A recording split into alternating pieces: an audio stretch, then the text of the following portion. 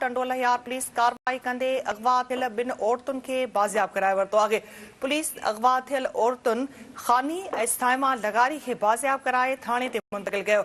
SSP टंडोला यार औरतुनि जी बाज़ियाबी जे हवाले सां कुछ देर में प्रेस कॉन्फ्रेंस कंदो। टंडोला यार पुलिस कार्रवाई कंदे अगवा थियल बिन औरतुनि खे बाज़ियाब कराए वरितो आहे। अहम ख़बर खां नाज़रीन अवांखे अपडेट कयूं पिया। टंडोला यार पुलिस कार्रवाई कंदे अगवा थियल बिन औरतुनि खे बाज़ियाब कराए वरितो आहे। पुलिस अगवा थियल औरतुनि खानी ऐं साइमा लगारी खे बाज़ियाब कराए थाणे ते मुंतक़िल कयो। एसएसपी टंडोला यार औरतुनि जी बाज़ियाबी जे हवाले सां कुछ देर में प्रेस कॉन्फ्रेंस कंदो। ही अहम ख़बर नाज़रीन अवां सां शेयर कयूं पिया त टंडोला यार पुलिस कार्रवाई कंदे अगवा थियल बिन औरतुनि खे बाज़ियाब कराए वरितो आहे। पुलिस अगवा थियल औरतुनि खानी ऐं साइमा लगारी खे बाज़ियाब कराए थाणे ते मुंतक़िल कयो। एसएसपी टंडोला यार औरतुनि जी बाज़ियाबी जे हवाले सां कुछ देर में प्रेस कॉन्फ्रेंस कंदो। टंडोला यार पुलिस कार्रवाई कंदे अगवा थियल बिन औरतुनि खे बाज़ियाब कराए वरितो आहे। अहम ख़बर खां अवां खे अपडेट कंदा पिया हलूं। टंडोला यार पुलिस कार्रवाई कंदे अगवा थियल बिन औरतुनि खे बाज़ियाब कराए वरितो आहे।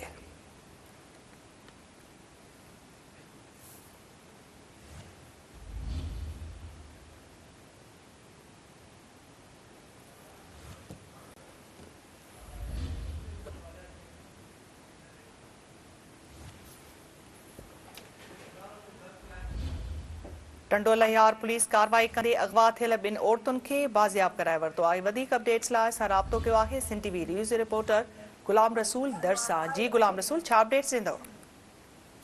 जी बिल्कुल आगे बुलाया टंडोला यार मंझा बदी अगु में जेको हथियारनि जे ज़ोर ते पहिरियां थोरा वाटर वटा जेको आहे हिकु ॼणे खे ज़ख़्मी कयो वियो ऐं हिकु औरत खे ज़ख़्मी करे ॿिनि औरतुनि खानी ऐं मसमात जेका साइमा आहे हुनखे जेको अगवा करे विया हुन खां पोइ टंडोला यार पुलिस जेको मुसलसल जेको ॿिनि ॾींहंनि खां वठी मटियारी ऐं जेको हैदराबाद जे कचे जे इलाइक़नि में ऐं जेको कार्रवाई जे कयूं हिन वक़्तु जेकॾहिं इतला आया आहिनि त जेका अगवा थियल मसमात खानी ऐं मसमात साइमा खे जेको टंडोला यार पुलिस जे पास को बाज़ियाब करायो वरितो आहे। हिन सिलसिले में मुंहिंजी जेको आहे टंडोला यार जे एसएसपी सलीम साहब सां ॻाल्हि थी आहे त हुननि जेको हिनखे कंफर्म कयो आहे त असां बाज़ियाब करायो अथव पर वधीक जेके तफ़सील आहिनि कुछ देर में टंडोला यार पहुची जेको प्रेस कॉन्फ्रेंस जे ज़रिए जेको ॿुधाया थो। गुलाम रसूल अपडेट करण लाइ वॾी महिरबानी।